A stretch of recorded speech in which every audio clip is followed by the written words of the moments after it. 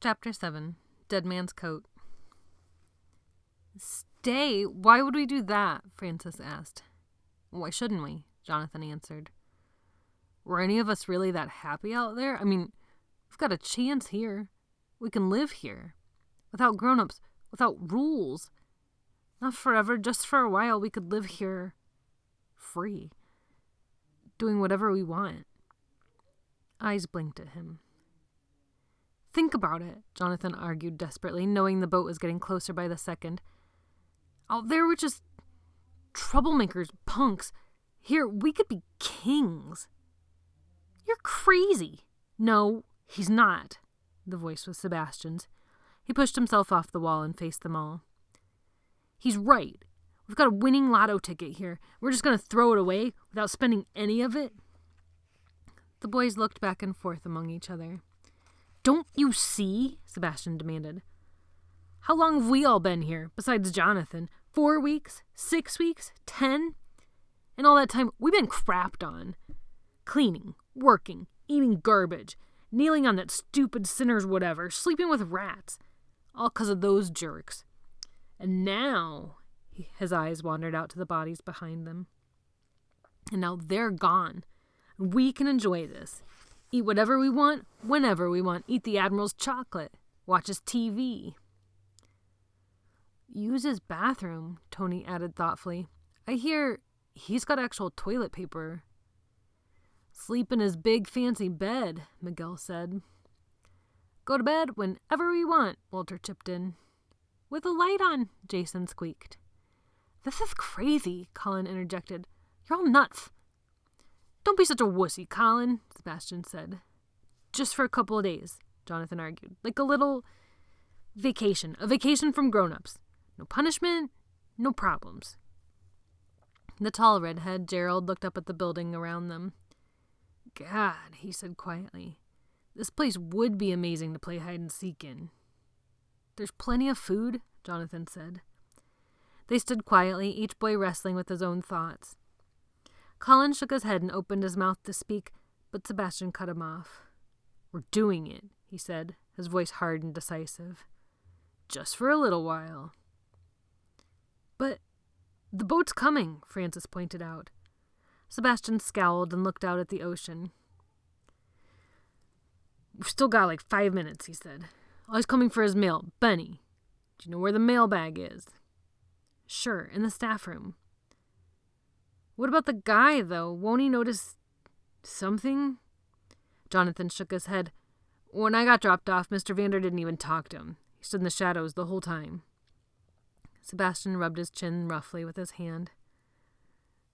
But still, we have Mr. Vander's jacket and hat, Jonathan said. Well, we could get his jacket and hat. Some kid in the shadows gasped, but Jonathan kept going. And if Gerald stood on a stool or something, he'd be just as tall wearing the jacket and hat back here in the shadows. Let's do it. Sebastian's voice was quick and bossy. Benny, run and grab the mailbag. Gerald, stay here. Everyone else get around the corner out of sight. New kid, come with me. There was only a momentary pause, and then everyone scrambled. Colin was the only one who stayed where he was. This is so stupid, he said to no one in particular. Sebastian grabbed him roughly by his shirt and jerked him around the corner so hard his head snapped back on his neck. He slammed him up against the stone wall. He pressed his forearm hard into Colin's chest and leaned in close to his face. Don't mess this up for the rest of us, you little jerk, Sebastian growled. You do, you're dead. Hey, Jonathan said, take it easy, man, he's cool. Sebastian snorted. There's nothing cool about this little dweeb, he said. Come on, Jonathan said, let him go, we gotta hurry. Sebastian gave Colin one last glare, then followed Jonathan out toward the heap of bodies. They stood together for a second, looking at the corpse of Mr. Vander lying in the middle of the pile. You really think we can do this, Johnny? Jonathan, and it's worth a try.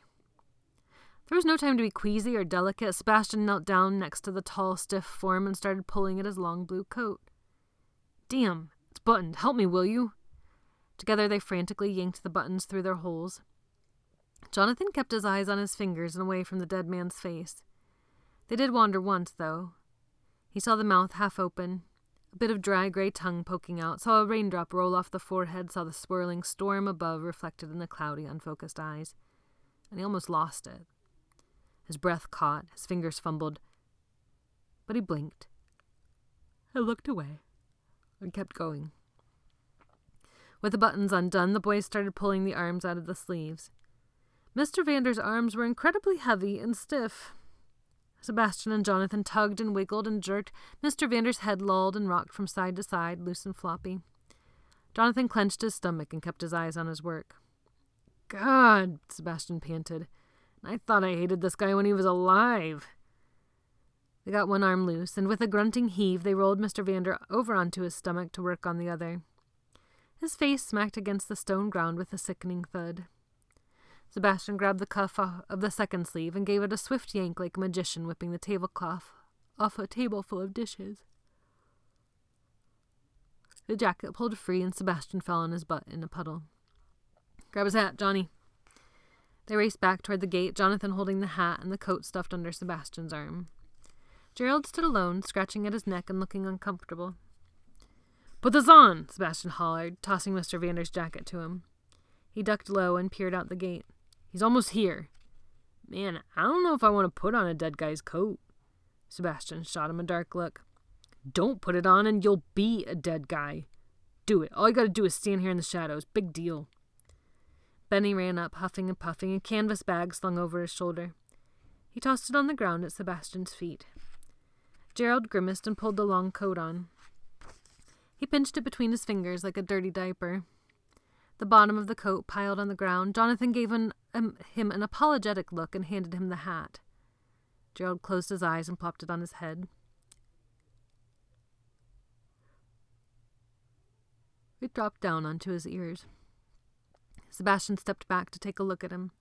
Behind them, the sound of the boat got louder. Shoot! Sebastian exclaimed. We forgot the stool. You're way too short. He looked frantically around for something for Gerald to stand on. Jonathan thought fast. He dropped to his hands and knees in the shadows just inside the gate. He can stand on me, he said, but make sure the coat covers me up.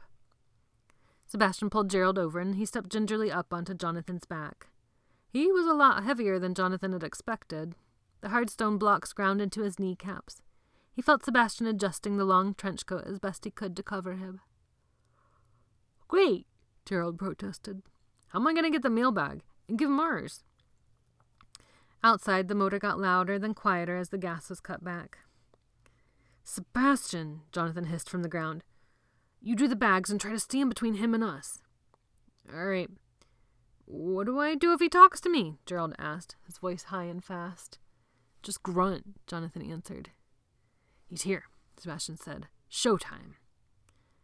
Jonathan lowered his head and peeked out from beneath the coat.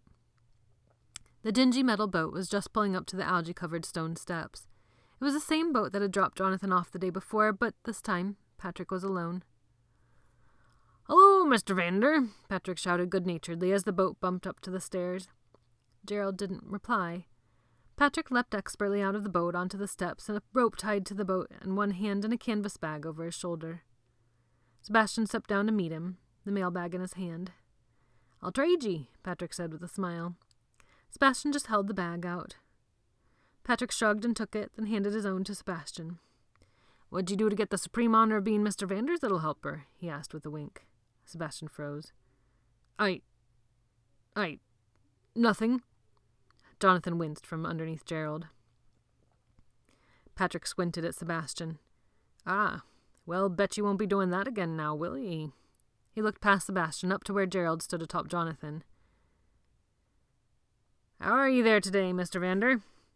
Gerald grunted. It sounded a little high and nervous to Jonathan, but Patrick only nodded and smiled with half his mouth. Good to hear it. They all stood for a moment looking at each other. Patrick cocked an eyebrow. Well, he said, guess I best be off. Can't stand here jabbering with ye all day, Mr. Vander. He raised one hand to his forehead in a little salute and then waved. Give me best to the Admiral, won't ye? Gerald grunted again. Patrick laughed and hopped into the boat.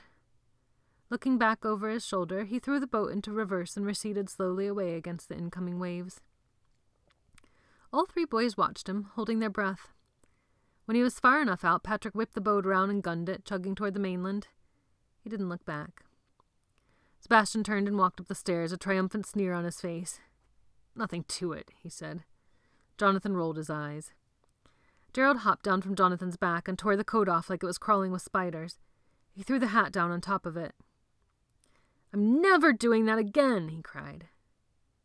Sebastian snorted and swung the big wooden door closed. "Yeah, you are. Mail comes tomorrow too, you know." Gerald's shoulders slumped.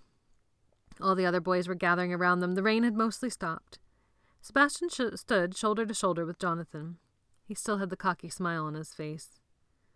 "Well, boys, here we are," he said. "Got the place all to ourselves. You're welcome." They all stood looking at one another. A seagull shrieked from the top of the wall above them. "Well then," Francis said, clearing his throat. "What should we do now?" Sebastian looked at Jonathan and smiled, then looked back at the circle of questioning faces. "Whatever the hell we want," he said, and his grin widened even more. He cracked his knuckles and started walking through the circle, toward the door to the main building across the courtyard. Sebastian," Colin called after him, stopping him in mid-step. "What about the bodies?"